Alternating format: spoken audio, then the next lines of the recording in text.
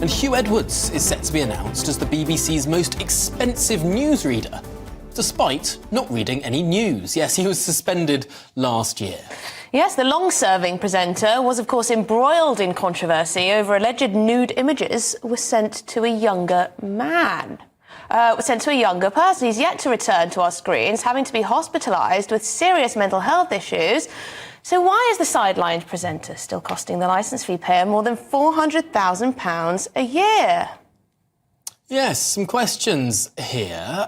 Why don't we get to our guest? Joining us is the former BBC News producer, David Keeley.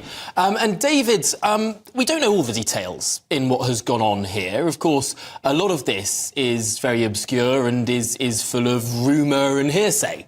But what we do know is that Huw Edwards allegedly paid around £35,000 for intimate images of a young adult. Now, there's nothing illegal that has been suggested here, but it was deemed to be inappropriate. In any case, perhaps the bigger inappropriateness is that this is a man expected to be the highest paid newsreader for not reading any news.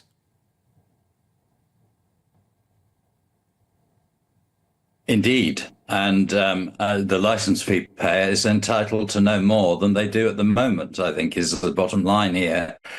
This affair first started, as I understand it, last May, when the parents of the young man involved approached the BBC in Cardiff. BBC have already admitted that they were very slow to pick this up. It was in July before it came to the full attention of the senior management, again, as I understand it. But this is just classic BBC, I think.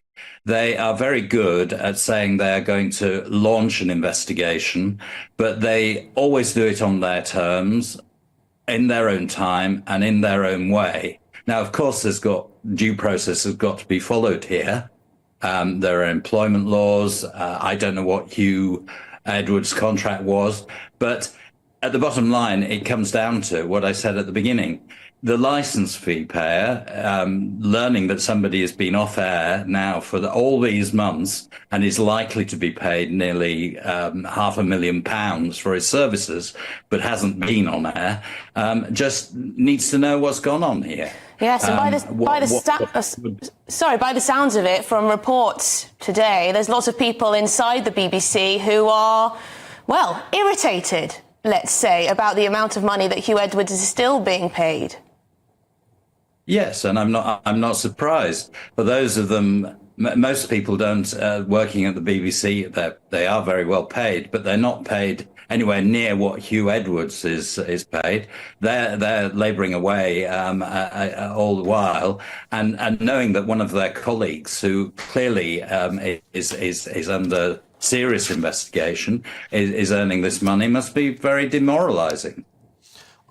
Is there any sort of means of recourse here? I mean, what can happen in a situation like this? There will be thousands of people paying licence fees solely to go towards funding someone who is not currently doing the job they're paid to do.